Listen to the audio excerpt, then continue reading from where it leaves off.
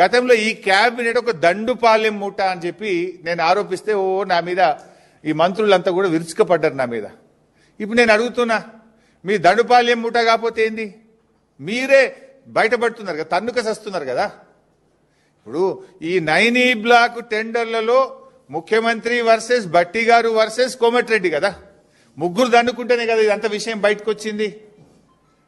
ఇలా బొగ్గు టెండర్లలో, సింగరేణి టెండర్లలో రేవంత్ రెడ్డి గారు వర్సెస్ భట్టి గారు వర్సెస్ కోమటిరెడ్డి గారు.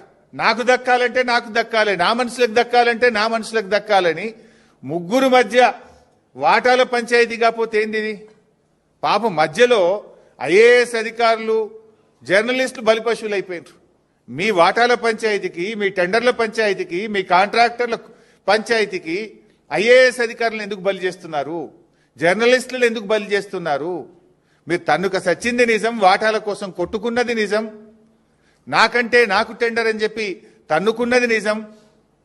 దీంట్లో జర్నలిస్టులు ఏం పాపం చేసిండ్రు?